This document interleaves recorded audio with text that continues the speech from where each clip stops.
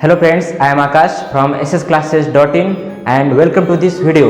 और आज से हम MCQ क्वेश्चन की एक नई सीरीज स्टार्ट करेंगे। इसका नाम होगा MCQ एक्सप्रेस।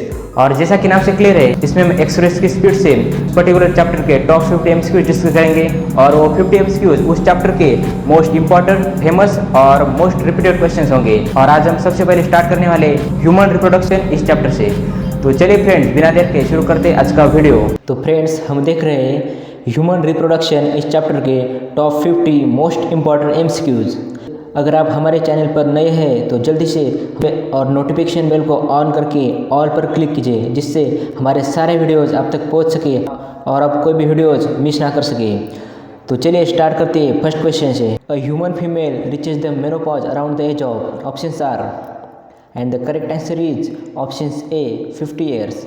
मेनोपॉज मतलब स्टॉपेज ऑफ मेंस्ट्रुअल साइकिल। ये जनरली फीमेल में 50 ईयर्स के अराउंड हो जाता है। Now question number 2, which part of the sperm plays an important role in penetrating the egg membrane? Options are, and the correct answer is options B autosome. Autosomes ये sperm के head में होते हैं, और जब स्पर्म एग के contact में आ जाता है तब एग के एग मेम्ब्रेन को पेनेट्रेट करने में ये ऑटोजोम्स हेल्प करते हैं। Now question 3, the human male ejaculates about 10 million sperms during coitus. Options are, and the correct answer is option B 200 to 300 million. एक हेल्दी मेल अपने नॉर्मल क्वाइटस के समय approximately 200 to 300 million sperms ejaculates करता है। Now question 4, besides activating the egg another role of sperm is to carry to egg, and the options are, correct answer is option B DNA। Fertilisation के time जब male sperm a female egg के contact में आ जाता है तब sperm chromosomal material egg के साथ फ्यूज करता है। इसका मतलब स्पर्म ए के पास अपना DNA कैरी करता है। Now question 5, ovulation in the human female normally takes place during the menstrual cycle, and the options are, and the correct answer is option B at the end of proliferative phase. Normal menstrual cycle में first phase होता है menstrual phase, second होता है proliferative phase, third phase होता है ovulatory phase, and fourth phase होता है secretary phase. जो ओव्यूलेशन यानी ओव्यूलेटरी फेज होता है, जिसमें हर 28 डेज में फीमेल में एक एग निकलता है, और ये ओव्यूलेटरी फेज मतलब ovulation at the end of और आफ्टर प्रोलिफरेटिव फेज के बाद होता है। Now question 6, after ovulation graafian follicle regress into, and the options are, correct answer is option D corpus luteum. Graafian follicle जब break हो जाता है तब वो कॉर्पस ल्यूटियम में कन्वर्ट हो जाता है, और ये कन्वर्जन फीमेल मेंस्ट्रुअल साइकिल के ल्यूटियल फेज के टाइम होता है। Now question 7, the seminal plasma includes, options are, and the correct answer is option D all of the above. जो ह्यूमन मेल का सीमेन होता है उसके प्लाज्मा में फ्रुक्टोज, कैल्शियम और सर्टेन एंजाइम्स होते हैं। Now question 8, which part of the oviduct is closest to the ovary? Options are, and the correct answer is option C infundibulum। infundibulum A oviduct का एक part है जो कि ovary के close होता है। Now question 9, in the process of spermiation sperms are released from, and the options are, correct answer is options A seminiferous tubule। spermiation is the process during which sperms are released from seminiferous tubules। Spermiation इस process के time sperm से seminiferous tubule से release हो जाते हैं। Now question 10, which of the following is diploid? Options are, and the correct answer is option C spermatogonium.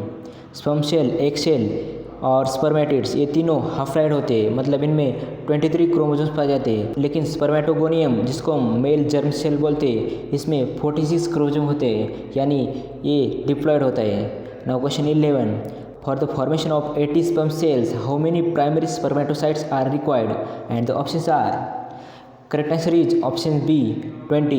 एक primary spermatocyte से 4 sperms बनते हैं। इसका मतलब 80 स्पर्म सेल को बनने के लिए 20 प्राइमरी स्पर्मेटोसाइट्स की ज़रूरत पड़ेगी। Now question 12, temperature of the scrotum which is necessary for the functioning of testes is always dash around below the body temperature। Options are, and the correct answer is option A 2 degree Celsius. Sperm formation के लिए scrotum का temperature a body temperature से 2 to 2.5 degree Celsius हमेशा कम होना चाहिए। Now question 13, which part of seminiferous tubule provides nutrition to the germ cell? Options are, and the correct answer is option C, Sertoli cells.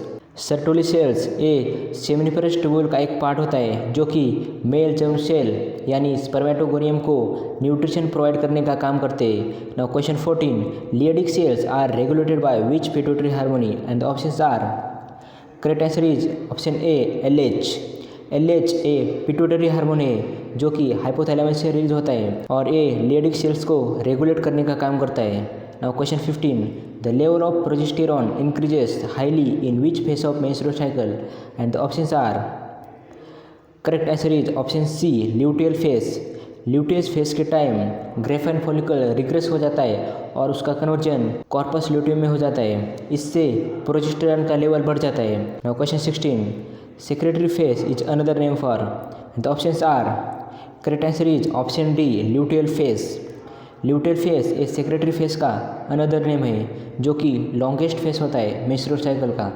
Now question 17, the actual fertilization takes place in which part of oviduct and the options are, correct answer is option C, ampulla. Infundibulum, isthmus और ampulla ये oviduct के 3 part है और इन सब में ampulla में actual fertilisation होता है, मतलब स्पर्म एक के कांटेक्ट में आ जाता है और उनका फ्यूजन होके जाइगोट का फॉर्मेशन होता है। Now question 18, in spermatogenesis reduction division of chromosomes occurs during conversion of and the options are, correct answer is option D, primary spermatocytes to secondary spermatocytes. हमें क्वेश्चन में पूछ रहे हैं कि मेयोसिस मतलब रिडक्शन डिवीजन किस प्रोसेस के time होता है, तो इसका करेक्ट आंसर होगा प्राइमरी स्पर्मेटोसाइट जब सेकेंडरी स्पर्मेटोसाइट में कन्वर्ट हो जाता है तब मेयोसिस हो जाता है, क्योंकि प्राइमरी स्पर्मेटोसाइट्स ये डिप्लॉयड होता है जिसमें 46 क्रोमोसोम होते हैं और जब इसका मेयोसिस हो जाता है तब इससे सेकेंडरी स्पर्मेटोसिस का फॉर्मेशन होता है जिसमें 23 क्रोमोसोम्स होते हैं। Now question 19, which of the following hormone in the female produced only during pregnancy and the options are, correct answer is option D, all of the above। HCG मतलब human कोराइनिक gonadotropin, HPL मतलब human placental lactogen, ये दोनों placenta produce करता है और relaxin जिसको ovary produce करती है। ये तीनों हार्मोन फीमेल बॉडी में ओनली प्रेगनेंसी के टाइम डेवलप हो जाते हैं। Now question 20, by the end of the dash month of pregnancy the fetus develops limbs and digits and the options are, and the correct answer is option B, second। Pregnancy के second month में fetus में limbs और digits develop हो जाते हैं। Now question 21, in the later phase of pregnancy a hormone called relaxin is secreted by and the options are, correct answer is option B, ovary. Ovary pregnancy के time एक hormone release करती है जिसका नाम होता है रिलैक्सिन और यह एक प्रोटीन हार्मोन है जो सिर्फ और सिर्फ प्रेगनेंसी के टाइम डेवलप हो जाता है। Now question 22, meiosis of secondary oocyte is completed at the stage of and the options are, correct answer is option D, at the time of fusion of egg and sperm। जो secondary oocyte होता है उसका complete meiosis ये fertilisation के time हो जाता है, मतलब जब स्पर्म्स एग के कांटेक्ट में आ जाता है तब सेकेंडरी oocyte का मेयोसिस कंप्लीट हो जाता है और इससे एक ओहा मतलब एग और सेकेंडरी पोलर बॉडी बन जाती है।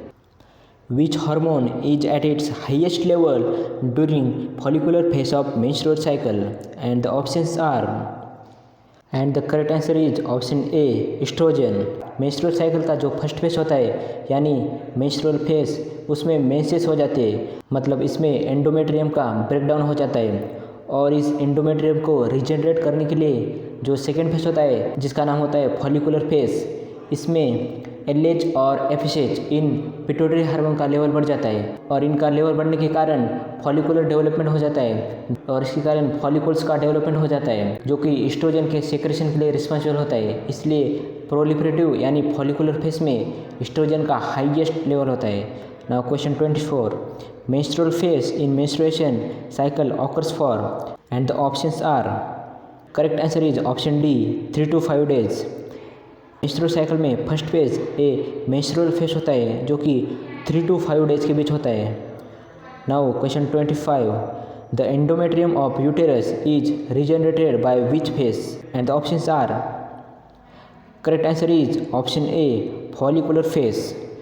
मेंस्ट्रुअल साइकिल के फर्स्ट फेस यानी मेंस्ट्रुअल फेस में मेंसेस हो जाती है जिनके कारण एंडोमेट्रियम ब्रेकडाउन हो जाता है। अगर आपने इस वीडियो को लाइक नहीं किया है तो जल्दी से लाइक कीजिए और इस वीडियो को जितने हो सके अपने फ्रेंड्स के साथ शेयर कीजिए क्योंकि ज्ञान देने से बढ़ता है। Now question 26, proliferative phase is another name for? And the options are, correct answer is option A follicular phase. Follicular phase a proliferative phase का अनदर नेम है। Now question 27, during fertilization of sperms comes in contact with which layer? And the options are, correct answer is option C zona pellucida. Zona pellucida, corona radiata और perivitelline space, ये 3 ओह्यूम की layer होती है और जब sperm fertilisation के time ओह्यूम के contact में आ जाता है तब स्पर्म सबसे पहले जोना पेलुसिडा इस लेयर के कांटेक्ट में आ जाता है। Now question 28, which of the following layer of blastomeres is attached to the endometrium at the time of implantation? And the options are, correct answer is option B trophoblast.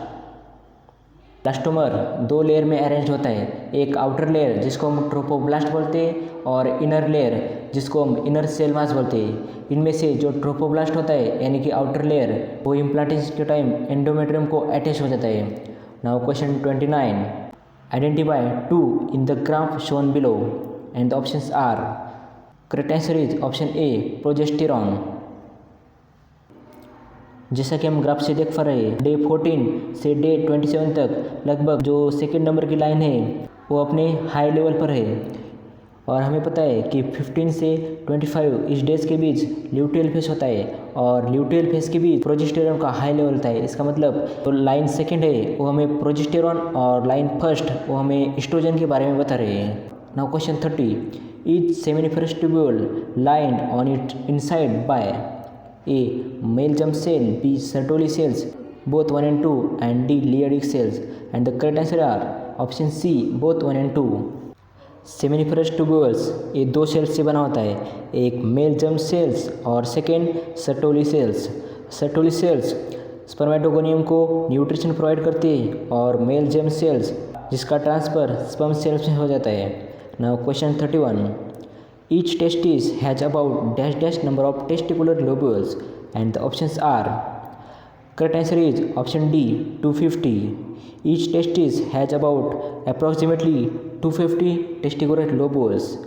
Now question 32, each ovary is connected to the pelvic wall and the uterus by, and the options are, correct answer is option A ligament. Each ovary is connected to the pelvic wall and the uterus by ligaments. Question 33, the spermatids are transferred into spermatozoa by the process called, and the options are, correct answer is option B spermiogenesis.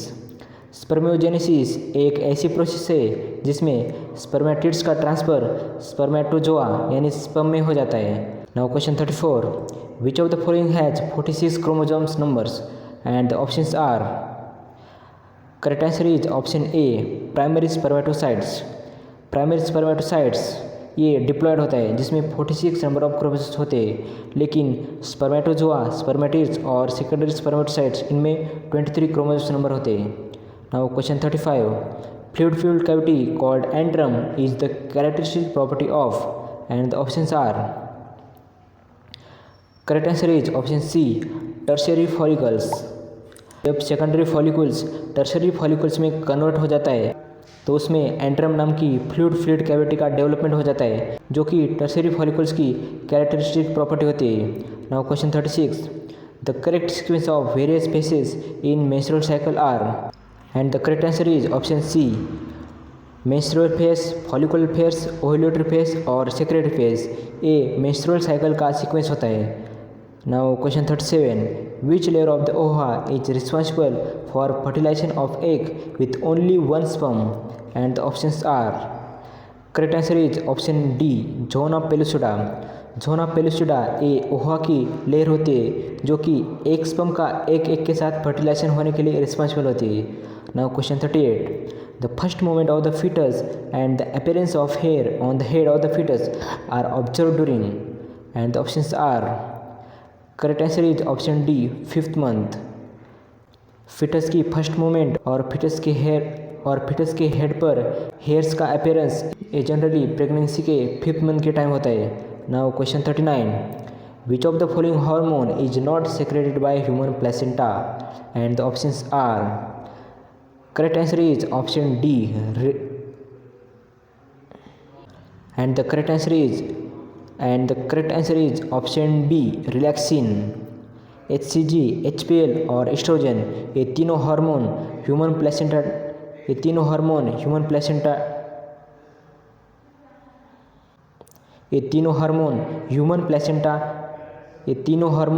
Placenta secret करता है.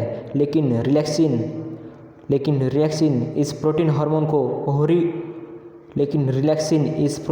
को ovary secrete करती है.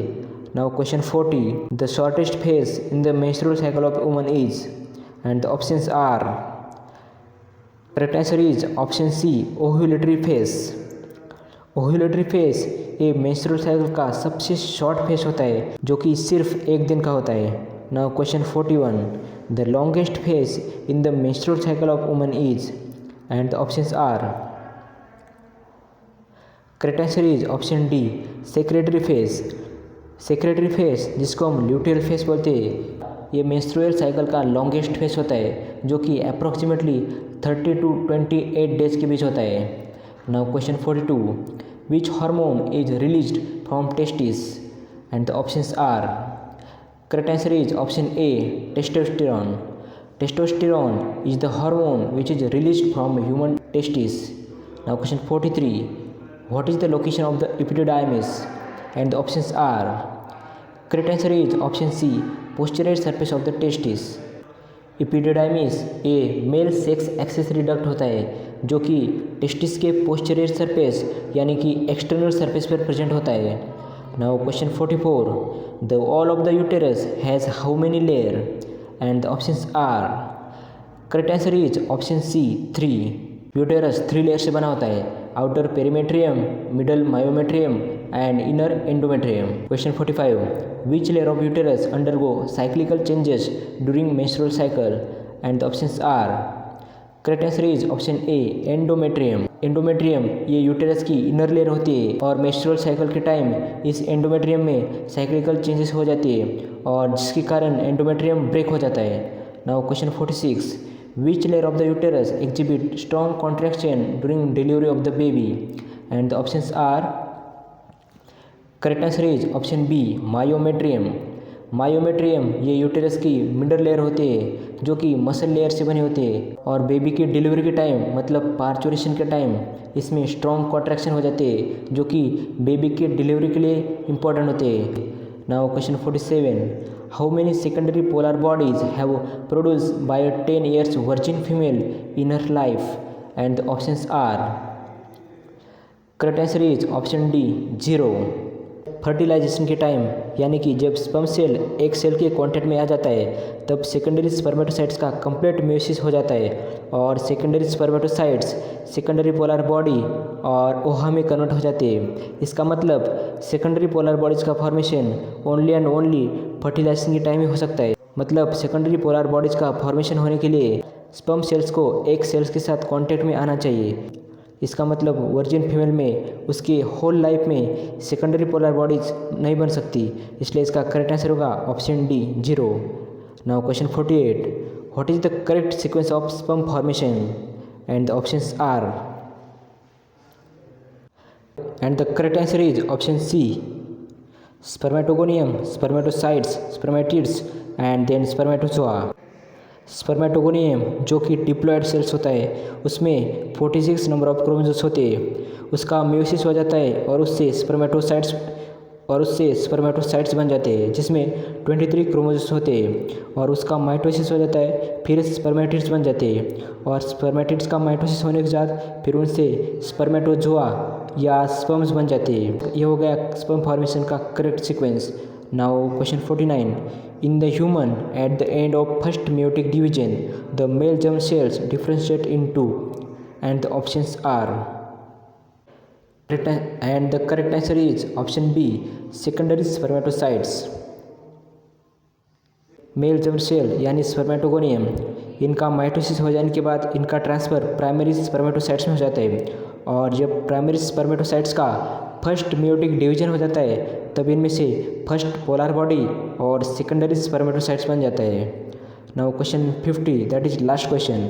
Stoppage of menstrual cycle in the human female is known as, and the options are, correct answer is option D, menopause. तो friends, ये हो गए इस चैप्टर के कुछ इंपॉर्टेंट एमसीक्यूज। अगर आपने अभी तक हमारे वीडियो को लाइक नहीं किया है तो जल्दी से लाइक कीजिए और अपने फ्रेंड्स के साथ शेयर कीजिए, क्योंकि नॉलेज शेयर करने से बढ़ता है। और अगर आप हमारे चैनल पर नए हैं तो जल्दी से हमारे चैनल साइंस के साथ को सब्सक्राइब कीजिए और नोटिफिकेशन बेल को ऑन करके ऑल पर क्लिक कीजिए, जिससे हमारे सारे वीडियोज़ आप तक पहुँच सकेंगे। तो फ्रेंड्स, मिलते एक ऐसे इंटरेस्टिंग वीडियो के साथ, तब तक के लिए गुड बाय।